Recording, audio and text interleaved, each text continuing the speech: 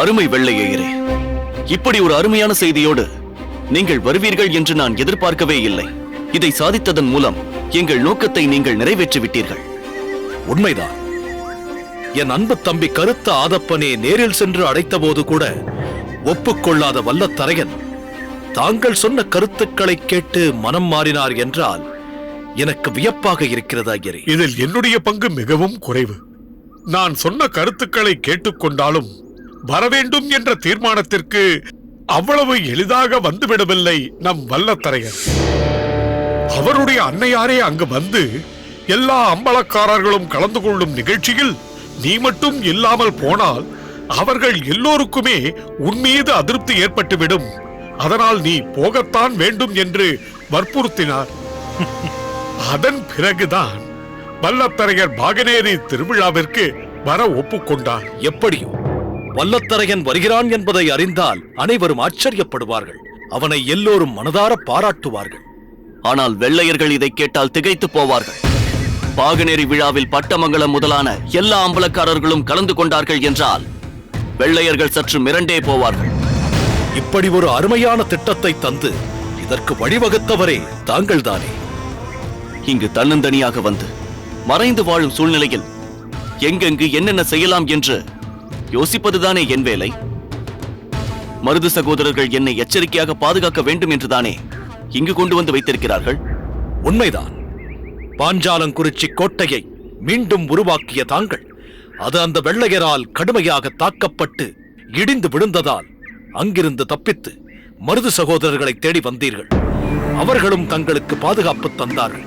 அதன் விளைவாக இப்போது ஆங்கிலேயர்கள் மருது சகோதரர்களை கடும் பகைவர்களாக கருதி அவர்களை அழிக்க பலவிதமான வியூகங்களை வகுக்கிறார்கள். நீ மருது பாண்டியர்களுக்கு ஆதரவாக அவர்கள் படைக்கு தலைமை தாங்கி சென்று நடத்திய போர் வெள்ளையர் படைக்கு பெரும் சேதத்தை ஏற்படுத்திவிட்டது.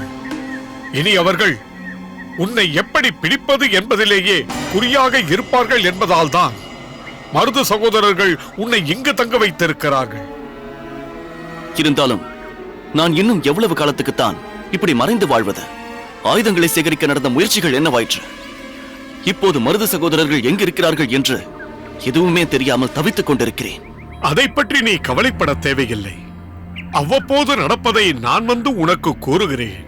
திருப்புவனத்தில் ஆங்கிலேயர் படை வந்து கொண்டிருந்த போது மருது பாண்டியர்கள் படை வெள்ளையர்கள் படை கடக்க முடியாமல் செய்து அவர்களை கடுமையாக தாக்கியது. படுபயங்கரமாக நடந்த அந்த போரில் ஆங்கில படைகள் படுதோல்வி அடைந்து பின்வாங்கி திருப்பாச்சேத்திக்கு சென்றது. அப்போது அங்கு நடந்த ஒரு நிகழ்ச்சியை கேட்டால் மருது பாண்டியர்கள் போர் புரியும் சக்தியில் மட்டுமல்ல எதிரியை திணறடிக்கும் யுக்தியிலும் சிறந்தவர்கள் என்பதை நினைத்து நீ ஆச்சரியப்படுவாய். அப்படி என்ன நடந்தது ஐயரே?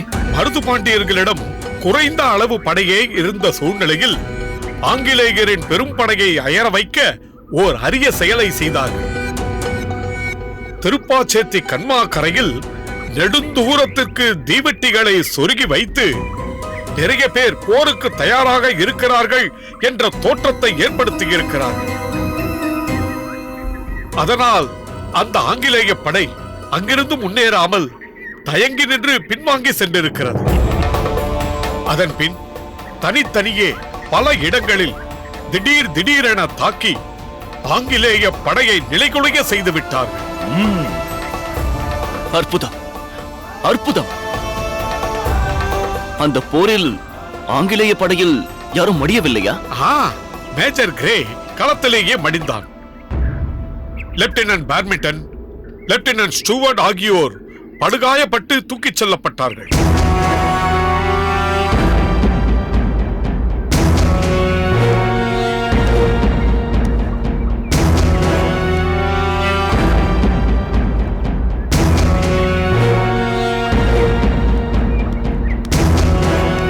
என்னவாயிற்று ஊமைத்துறை? ஏன் உன் முகம் வாடிவிட்டது? வேலுநாச்சியார் தன் உயிரை காப்பாற்றியதால் சிவகங்கை சீமை மீது போர் தொடுக்க மாட்டோம் என்று வாக்குறுதி தந்திருந்தான் மேஜர் பான்சோர். வேலுநாச்சியார் ஆட்சி புரிந்த காலத்தில் மருது பாண்டியர்களிடம் பொறுப்பை ஒப்படைத்து அரசியல் துறவு பூண்ட நேரத்தில் அந்த வாக்குறுதி கடைபிடிக்கப்பட்டது. ஆனால் நான் இங்கு வந்து மருது சகோதரர்கள் எனக்கு அடைக்கலம் தந்ததால் தான் அவர்கள் ஆங்கிலேயரின் எதிர்ப்புக்கு ஆளானார்கள். நீங்களேன் அப்படி நினைக்கிறீர்கள்? இந்த காரணம் இல்லாவிட்டாலும் வேறு எந்த காரணத்தையாவது உருவாக்கிக் கொண்டு மருதுபாண்டியரை அடக்கி ஆள முயன்றிருப்பார்கள் ஆங்கிலேயர்கள். சுதந்திர தாகம் கொண்ட மருது சகோதரர்கள் நிச்சயம் அதை எதிர்த்திருப்பார்கள். வாகனேரியில் அம்பலக்காரர்கள் அனைவரையும் இணைத்துவிட்டால் நமது படைபலம் வலிமையானதாக மாறிவிடும். தாங்கள் தலைமை தாங்க நானும் வல்லத்தரையனுமே உங்களுக்கு இருபுறமும் இணைந்து நிற்போம். வாளுக்கு வேலி, இதை கேட்கும் போது என் தோள்கள் பூரிக்கிறது. இருப்பினும் பாகனேரி திருவிழாவில் பரிவட்டம் கட்டிக்கொள்ள வரும் அம்பலக்காரர்கள் நலமாக திரும்பிச் செல்லும் வரை நீ மிகவும் எச்சரிக்கையாக பார்த்துக் கொள்ள வேண்டும். அதில் எந்த வில்லங்கமும் நேராமல் கண்காணிக்க வேண்டும். சிறு தவறு நேர்ந்தாலும் பிறகு அது நம் சரித்திரத்தில் என்றென்றும் மாறாத களங்கமாக நிலை பெற்றுவிடும். இவர்களுக்குள் ஒருபோதும் ஒற்றுமை ஏற்படாது என்று வெள்ளையர்கள் நம்மை கண்டு எண்ணி நகையாடும்படி ஆகிவிடும். அதை பற்றி உங்களுக்கு எந்த சந்தேகமும் வேண்டாம். மக்களுக்கு நம் பலத்தை காட்டி நம்பிக்கை ஊட்ட, வெள்ளையர்களுக்கு நம் ஒற்றுமையை பறைசாற்ற நடத்தப்படுவதல்லவா பாகனேரி திருவிழா. அதற்கு வரும் அம்பலக்காரர்களுக்கு கட்டப்படும் பரிவட்டம் அவர்களுக்கு பாதுகாப்பு வட்டமாக மாறும்.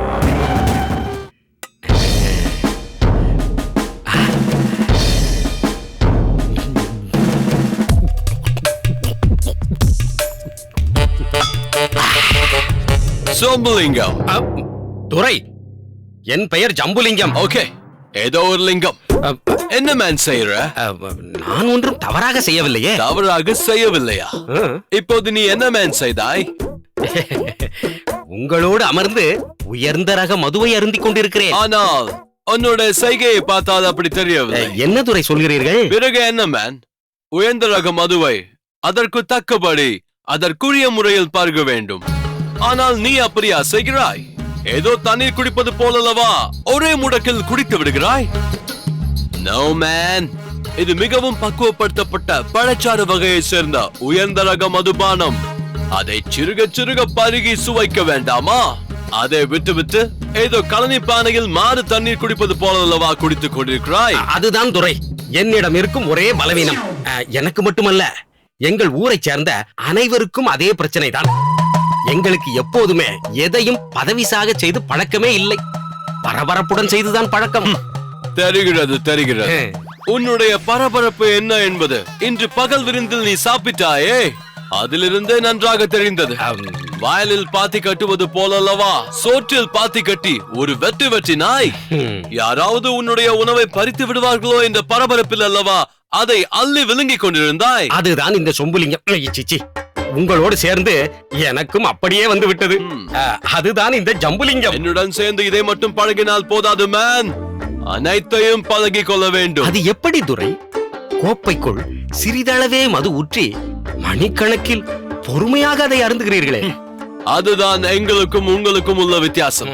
நாங்கள் எங்கள் எனர்ஜியை ஊக்குவிப்பதற்காக மது அருந்துகிறோம். ஆனால் நீங்கள் உங்கள் எனர்ஜியை கெடுத்துக் கொள்வதற்காகவே இப்படி குடிக்கிறீர்கள். முடியவில்லையே, இந்த பழக்கத்தை விட முடியவில்லையே. பழக்கப்படுத்தி விட்டீர்கள். பொழுது சாய்ந்ததும் கால்கள் தானாக உங்களை தேடி வருகிறது. எவ்வளவுதான் கட்டுப்படுத்தினாலும் விட முடியவில்லை துரை. விடக்கூடாது ஜம்புலிங்கம், விடவே கூடாது. நீ எப்பொழுதும் இதே போல் குடித்துக் கொண்டே இருக்க வேண்டும். நானும் கொடுத்து கொண்டே இருக்க வேண்டும். இதைத்தான் எல்லா அம்பலக்காரர்களுக்கும் கற்றுக்கொடு என்கிறேன். நீதான் கேட்காமல் நீ மட்டுமே இந்த சந்தோஷத்தை அனுபவித்துக் கொண்டிருக்கிறாய். மற்றவர்களுக்கும் இந்த பழக்கத்தை கற்றுக் கொடுத்தால் தானே அவர்களும் நமக்கு சாதகமாக இருப்பார்கள். அப்போதுதானே நாம் செயல்படுத்த போகும் செயல்கள் நமக்கு வெற்றியை தேடித்தரும். இந்த மது பழக்கம்தான் மற்ற அம்பலக்காரர்களையும் நம் பக்கம் வரவழைக்கக்கூடிய அருமருந்து. நீங்கள் எதற்கும் கவலைப்படாதீர்கள் துரை. அனைவரையுமே நம் பக்கம் வரவழைத்து விடுவோம். எதற்கும் ஒரு கால நேரம் வர வேண்டாமா? அதற்குரிய நேரம் வந்தால் அது தானாக நடந்துவிடும். என்றேனும் ஒரு நாள் எல்லோருமே உங்களை தேடித்தான் வரப்போகிறார்கள். எங்கே வரப்போகிறார்கள்? பிரிந்து கிடக்கும் அம்பலக்காரர்களே ஒன்று சேர்ந்து விடுவார்கள் போல் தெரிகிறதே. யாரை சொல்கிறீர்கள்? வேறு யார்? பாகனேரி அம்பலக்காரன் வாளுக்கு வேலியும் பட்டமங்கலத்து அம்பலக்காரன் வல்லத்தரையனும் தான். அவர்கள் எப்படி ஒன்று சேர்வார்கள்?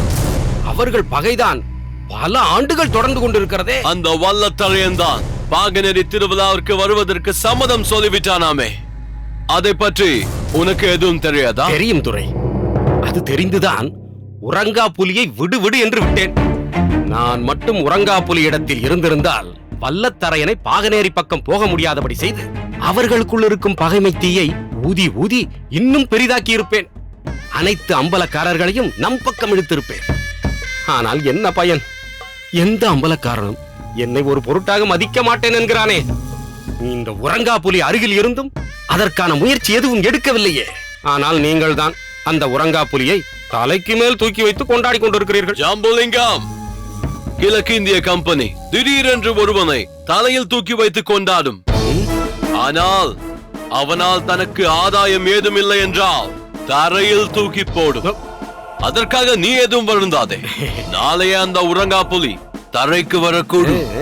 அவனுக்கு பதிலாக உன்னை தலைக்கு மேல் தூக்கி வைத்து நாங்கள் கொண்டாடுவோம். எதற்கு? அடுத்ததாக என்னை தரையில் தூக்கி வீசவா? அது நீ நடந்து கொள்வதை பொறுத்து இருக்கிறது. சரி, அதை விடுங்கள். அந்த அம்பலக்காரர்கள் அனைவரும் ஒன்று சேர்ந்து விட்டால் பிறகு அவர்களை பிரிப்பது மிகவும் சிரமமாகி விடுமே. அப்படி அவர்கள் இணைந்து விட்டால் அது உங்களுக்கு பெரும் பிரச்சனையாகி விடுமே. எத்தனை அம்பலக்காரர்கள் ஒன்றாக இணைந்தாலும் பிரிட்டிஷ்காரர்களை ஒன்றும் செய்ய முடியாது. கிழக்கிந்திய கம்பெனி தமிழ்நாட்டில் மிகவும் பலமாக அடித்தளம் போட்டுவிட்டது. இனி எங்களை ஒன்றுமே செய்ய முடியாது.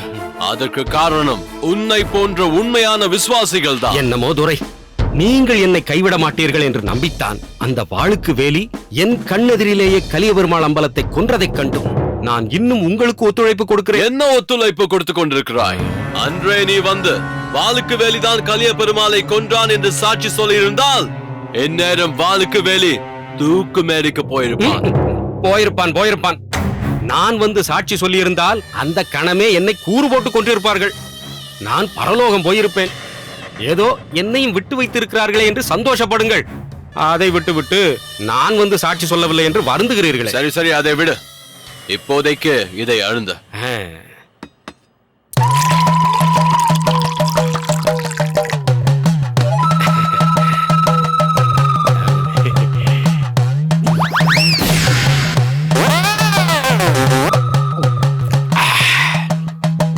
துரை, என்னை எப்போதும் இதுபோல் உங்களுடனே வைத்திருக்க வேண்டும்.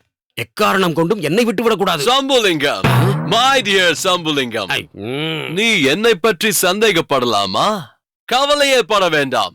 எப்போதும் நீ என்னுடனேயே இருப்பாய். கர்னல், எஸ், சுந்தராம்பாள் என்ற பெண் உங்களை பார்க்க வந்திருக்கிறார்.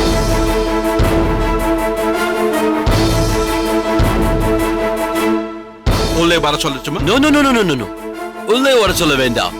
அவளை தேடி நான் அங்க வருகிறேன். You go. Yes, Colonel. Hey, Sambulingam, நீ ஏன் இங்கே இருக்கிறாய்? Go. துரை, என்ன சொல்கிறீர்கள்? இப்போதுதானே தாங்கள் எப்போதும் உங்களுடனே வைத்துக் கொண்டிருப்பேன் என்று சொன்னீர்கள். அதற்குள் இப்படி விரட்டுகிறீர்களே. எப்போதும் என்றால் எல்லா நேரத்திலும் உன்னை கூடவே வைத்துக் கொண்டிருக்க முடியுமா? This is my personal time. அப்படி என்றால்? அப்படி என்றால் நான் தனியாக இருக்க வேண்டிய நேரம். கர்னல் அக்னியுவிற்கு அதிர்ஷ்டம் அளித்திருக்கிறது. இப்போது நீ எதற்கு இங்கே? தமிழில் ஏதோ பழமொழி சொல்வார்களே. What is that? சிவ பூஜையில் கரடி. நீ எதற்கு கரடியா? Go. அவ்வளவுதான் சம்புலிங்கம், எங்கே மேன் போகிறாய்? சுந்தராம்பாளை பார்த்து ஓரிரு வார்த்தைகள் பேசிவிட்டு பேச வாய் இருக்காது. ஷூட் பண்ணிடுவேன். Go. சரி.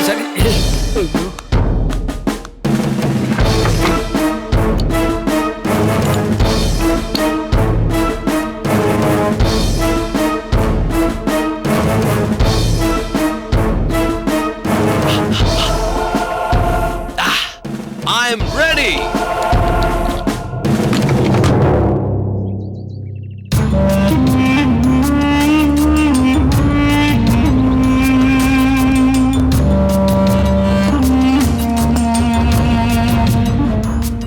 Welcome Sundarambal, welcome. இவ்வளவு சீக்கிரம் நீ என்னை தேடி வருவாய் என்று நான் நினைக்கவே இல்லை. பட் ஒன் திங், என்றைக்காவது ஒரு நாள் நிச்சயம் நீ வருவாய் என்று இந்த கர்னல் அக்னியுவிற்கு நன்றாக தெரியும்.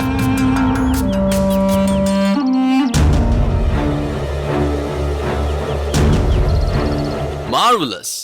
நான் உனக்கு பரிசாக கொடுத்த இந்த மாலை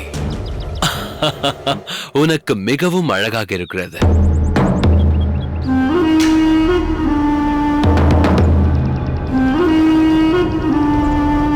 தனியாகவா வந்திருக்கிறாய்?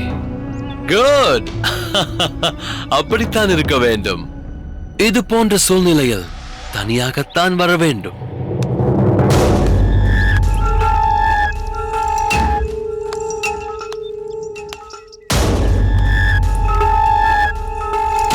ஓ, உன்னுடன் துணைக்கு ஆள் வந்திருக்கிறாரா?